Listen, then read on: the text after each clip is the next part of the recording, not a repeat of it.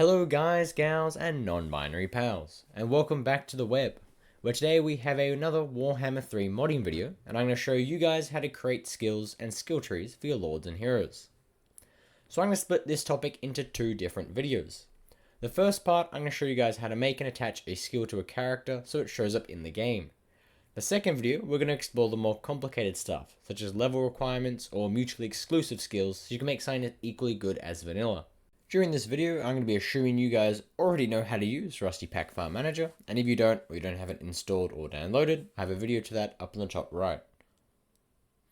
Also, as a heads up, these videos are actually performed pretty terribly overall, so if you do find them useful, liking and subscribing goes a long way to making me prioritize them over other types of content. So, let's get into it. Okay, so first things first, this is a template I've already made. It's going to be on the Steam Workshop. You can just download that. I'm going to have it linked in the description. Otherwise, you can just import the tables as I bring them up. We're not going to use too many for this video. So the first one we want to look at is the character skills table. And once you've imported that, you should see key path, image path, localized description, etc. And the only ones we actually need to touch for this one, luckily, is the key and the image path. So key, just make it something memorable. I've got two here just for something later on we need to do. As for image path, you can actually have a look at those at your leisure. If you go down to UI, battle icons, and just kind of slide through them, see what you like. It doesn't actually matter. Localized description, name, and unlocked at rank seem like they'll be very important, but they're actually outlined in somewhere else, so you can just ignore them. And the rest of the stuff, you can touch it, but unless you know what you're doing or if you need it, it's best just to leave it. So the next table we need to have a look at is the character skills level details table.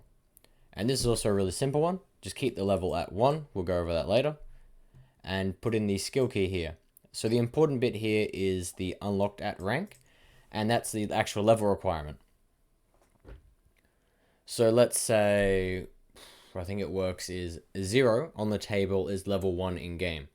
So if you want a level requirement that allows you to unlock a skill at level 10, you put 9 on the table. So really self-explanatory from there.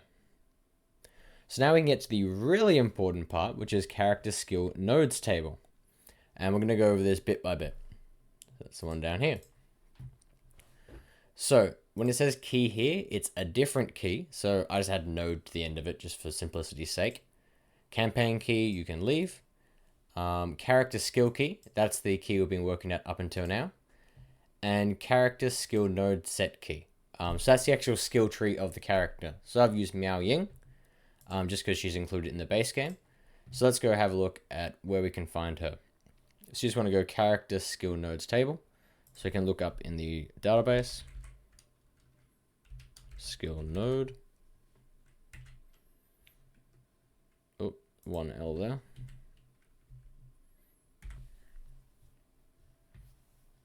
There we go. And this one. And then you want to go down to make sure you're searching for the right thing and have Miao Ying in there. So it would be like that if you didn't already have it. Cool. And now we can actually have a look at what skills Miao Ying has. So the way the indents work is that it goes from 0 to 6. So 0 is the very top level, where your mounts are certain unique abilities, and 5 is your blue skill tree, and 6 is invisible, and that's for background skills. And then tiers, instead of going up to bottom, they go from left to right. So 0, as you hear 0, 0, would be at the very top left of the screen. 0, 1 would be further to the right of that, but also at the top. And then as you move down, you'd have 1, 7, would be further down, but further to the right. So knowing that, double click that, we can go back to our template, import the skill tree, and then we need to make sure that our skills don't overlap with those from the from the base game. So it's really as easy just sorting by tier, and then making sure that your indent and making sure your tier is enormously higher, because you can just make it 654, 99. It doesn't matter as long as it's larger, and higher numbers are more compatible. So if you have two mods that create the same skill tree, they can actually be compatible as long as they don't share the same numbers or have intersecting numbers. So just keep that the same. Points on creation, required number points. I'll go over that in another video because it's a bit more complicated. Cool, so the very last thing we're going to do is put some text in there. So we're going to need a lock file for this. The easiest way to get that in the right template, because it's got to be text db there. So you can just go into, just got to import it, text, database, and you can import any one of them. I've already got mine in here. And it should just, all of them are the same. They have key, then text. So what's important is that you have the right prefix. So you want, for the name, you want character, skills, localized name. And it should look exactly like that. And then don't add the node key, but you want the key for the actual skill. So the one that we have in character skills, that one here. And that's the same thing, but instead with character, skills, localized description. And you get this stuff here where it shows up properly with the UI, and I'll go over that again in the next video. Or if you really want to get it done, I will include a guide by Kreiswar in the description. So that's always a good one. He's kind of the Jesus of Warhammer modding at this point. Cool, so the only thing we've got left to do now is check in-game.